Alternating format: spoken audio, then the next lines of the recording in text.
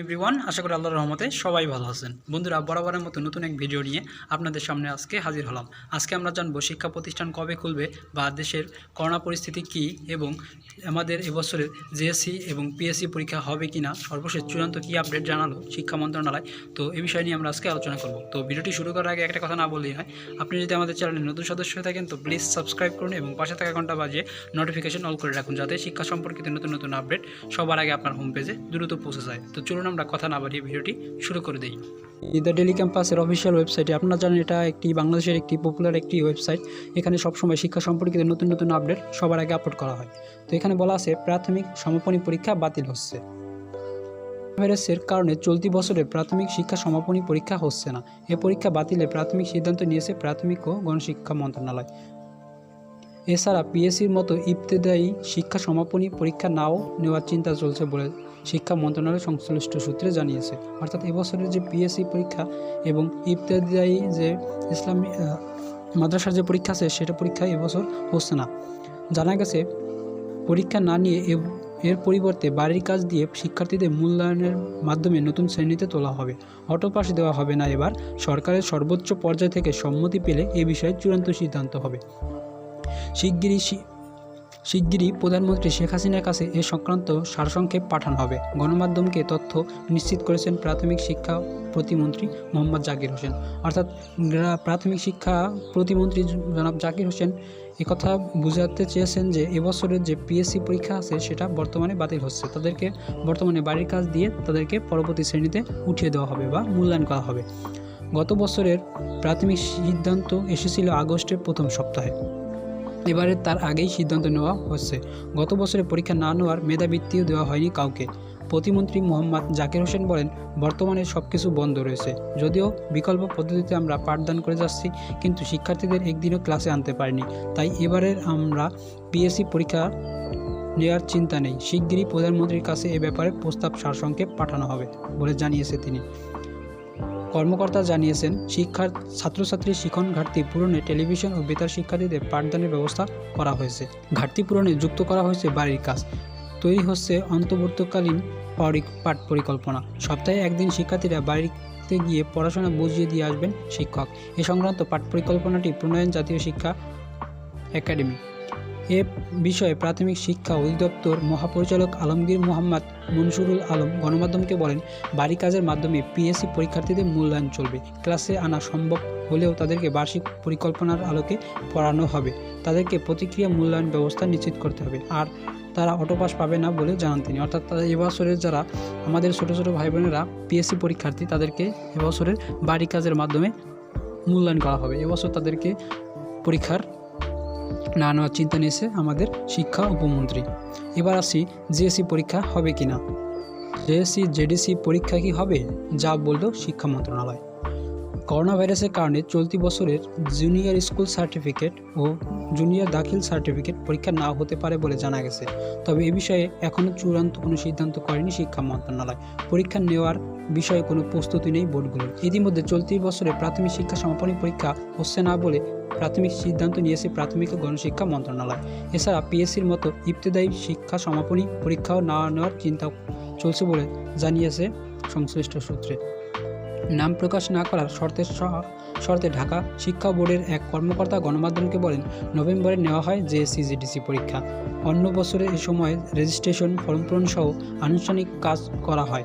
প্রশ্নপত্র তৈরি ও মুদ্রণের কাজ শুরু হয়। চলতি বছরে নিয়ে মন্ত্রণালয়ের কোনো নির্দেশনা পাওয়া যায়নি। ফলে বলা যায় এবার নাও হতে পারে পরীক্ষাটি। অর্থাৎ এবছরের যে আমাদের যে ছোটো ছোটো ভাই বোনেরা আছে জেএসসি পরীক্ষার্থী, তাদেরকে এবছর পরীক্ষা না হওয়ার সম্ভাবনাই বেশি। কারণ শিক্ষা মন্ত্রণালয় প্লাস শিক্ষা বোর্ড এখনও কোনো তাদের নিয়ে কোনো নোটিশ দেননি বা তাদের নিয়ে কোনো আপডেট জানানি। অর্থাৎ এবছরের জেএসসি পরীক্ষা না হওয়ার সম্ভাবনাটাই বেশি। শিক্ষামন্ত্রী ডাক্তার দীপুমণি ইতিমধ্যে ইঙ্গিত দিয়েছেন, চলতি বছরের জুনিয়র স্কুল সার্টিফিকেট ও জুনিয়র দাখিল সার্টিফিকেট পরীক্ষা নাও হতে পারে। করোনার কারণে এ 4 পরীক্ষা গত বছরও নেওয়া হয়নি। গত 26শে মে সংবাদ সম্মেলনে এবছরের জেএসসি ও জেডিসি পরীক্ষা নিয়ে সিদ্ধান্ত চূড়ান্ত হয়নি বলে জানিয়েছেন শিক্ষামন্ত্রী। পাশাপাশি তিনি বলেন, পরীক্ষা নেওয়ার মতো পরিস্থিতি হলে নেওয়া হবে, না হলে অ্যাসাইনমেন্টের ভিত্তিতে শিক্ষার্থীদের মূল্যায়ন করা হবে। অর্থাৎ যদি শিক্ষা প্রতিষ্ঠান খোলা হয় তাহলে পরীক্ষা নেওয়ার সম্ভাবনা থাকবে, যদি সম্ভাবনা না থাকে তাহলে তাদেরকে অ্যাসাইনমেন্টের মাধ্যমেই মূল্যায়ন করা হবে। তো বেশিরভাগ সম্ভাবনা এখানে অ্যাসাইনমেন্টের মাধ্যমেই মূল্যায়ন করার সম্ভাবনা চলছে আর কি, পরীক্ষা না নেওয়ার সম্ভাবনা এখানে বেশি। এদিকে পিএসসি পরীক্ষা না নিয়ে এর পরিবর্তে বাড়ির কাজ দিয়ে শিক্ষার্থীদের মূল্যায়নের মাধ্যমে নতুন শ্রেণীতে তোলা হবে। অটোপাস দেওয়া হবে না। এবার সরকারের সর্বোচ্চ পর্যায় থেকে সম্মতি পেলে এ বিষয়ে চূড়ান্ত সিদ্ধান্ত জানানো হয়েছে। শিগগিরই প্রধানমন্ত্রী শেখ হাসিনার কাছে এ তথ্য সারসংক্ষেপ পাঠানো হবে। গণমাধ্যমকে তথ্য নিশ্চিত করেছে প্রাথমিক ও গণশিক্ষা প্রতিমন্ত্রী জাকির হোসেন। এবার আমরা আসি, বর্তমানে শিক্ষা প্রতিষ্ঠান যে বন্ধ, সময়সীমা আরও বাড়বে কিনা, চলুন আমরা পরবর্তী প্রতিবেদনটা দেখে নেই। এখানে বলা আছে, ঈদের আগে খুলছে না শিক্ষা প্রতিষ্ঠান চলমান ছুটি আগামী 30শে জুন পর্যন্ত বাড়ানো হয়েছে। এর মধ্যে করোনা সংক্রমণের হার না কমলে ছুটি আরও বাড়তে পারে বলে ইঙ্গিত দিয়েছেন মাধ্যমিক ও উচ্চশিক্ষা বিভাগের সচিব মোহাম্মদ মাহবুব হোসেন।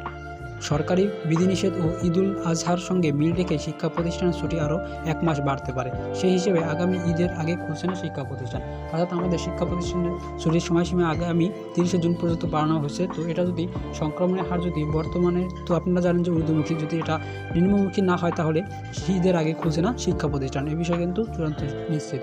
তো বন্ধুরা, এবার ধরেই নেওয়া যায় আমাদেরকে পরীক্ষা না নিয়ে আমাদেরকে অ্যাসাইনমেন্টের মাধ্যমেই মূল্যায়ন করা হতে পারে বলে ধারণা করা যায়। মাধ্যমিক ও উচ্চশিক্ষা বিভাগের সচিব মোহাম্মদ মাহবুব হোসেন দ্য ডেইলি ক্যাম্পাসকে বলেন, মাঝে করোনা সংক্রমণ কমে যাওয়ায় শিক্ষা প্রতিষ্ঠান খোলার ঘোষণা হয়েছিল। হঠাৎ সংক্রমণের ও মৃত্যু দুটোই বাড়ছে। করোনা সংক্রমণ না কমা পর্যন্ত শিক্ষা প্রতিষ্ঠান খোলার সিদ্ধান্ত আসবে না। অর্থাৎ শিক্ষা প্রতিষ্ঠান তখনই খোলা হবে যখন করোনা পরিস্থিতি সাধারণভাবে বা নিম্নমুখী হবে। 30শে জুন পর ছুটি বাড়বে কিনা এ বিষয়ে সচিব বলেন, চলতি সপ্তাহে করোনা মোকাবিলায় সরকার গঠিত পরামর্শ কমিটির সঙ্গে বসে সিদ্ধান্ত নেওয়া হবে। এই সপ্তাহে সিদ্ধান্ত আসতে পারে, অর্থাৎ এই সপ্তাহের মধ্যেই শিক্ষা প্রতিষ্ঠানের ছুটির সময়সীমা বাড়বে কিনা সেটা তারা জানিয়ে দেবে। ঈদের আগে শিক্ষা প্রতিষ্ঠান খোলা সম্ভব কিনা এমন প্রশ্নের জবাবে মাধ্যমিক ও উচ্চশিক্ষা বিভাগের শিক্ষা সচিব বলেন, শিক্ষা প্রতিষ্ঠান বন্ধ আছে সেটা জানি, কবে খুলবে তার নির্দিষ্ট কোনো তারিখ এই মুহূর্তে বলা যাবে না, কারণ এর আগেও 2বার তারিখ ঘোষণার পর শিক্ষা প্রতিষ্ঠান খোলা যায়নি। তাছাড়া এ পর্যন্ত করোনার সংক্রমণের ঊর্ধ্বমুখী, তাই আপাতত কোনো কিছুই বলা সম্ভব না। অর্থাৎ তারা এখন কোনো কিছুই বলতে পারতেছে না, যেহেতু প্রথম 2বার আমাদের তারিখ দেওয়া হয়েছিল যে শিক্ষা প্রতিষ্ঠান খোলা হবে, যেহেতু সেটা শিক্ষা প্রতিষ্ঠান খোলা সম্ভব হয়নি, তো তারা এবার আর কোনো তারিখ দিচ্ছে না। তারা এবছর তারা পুরোপুরি করোনা পরিস্থিতির উপরে নির্ভর করে রাখছে। যদি শিক্ষা প্রতিষ্ঠান করোনা ভাইরাসের প্রাদুর্ভাব নিম্নমুখী হয়, অর্থাৎ 5% নিচে নেমে আসে, তাহলেই আমাদের শিক্ষা প্রতিষ্ঠান খুলবে এবং আমাদের পরীক্ষা নেওয়া হবে। তো বন্ধুরা, এবছর ধরে নেওয়া যায় অ্যাসাইনমেন্টের মাধ্যমেই আমাদের মূল্যায়ন করা হবে। তো বন্ধুরা, একজন শিক্ষার্থী হিসেবে আপনার এ বিষয়ে মতামত কি, অবশ্যই কমেন্ট করে জানিয়ে দিন। শিক্ষা মন্ত্রণালয়ের সূত্রে জানা গেছে, করোনা সংক্রমণের হার বেড়ে যাওয়ায় সরকারি বিধিনিষেধ আগামী 15 জুলাই পর্যন্ত বাড়ানো হয়েছে। আর 1 সপ্তাহ পর অর্থাৎ 22 বা 23শে জুলাই ঈদুল আজহা। 30শে জুন পর শিক্ষা প্রতিষ্ঠানের ছুটি পুরো জুলাই মাস দেওয়া হতে পারে। সেই হিসেবে জুলাই মাসেও খুলছে না শিক্ষা প্রতিষ্ঠান। জানা গেছে, দেশের চলমান করোনা ভাইরাসের কারণে শিক্ষা প্রতিষ্ঠানের চলমান ছুটি আগামী 30শে জুন পর্যন্ত বাড়ানো হয়েছে।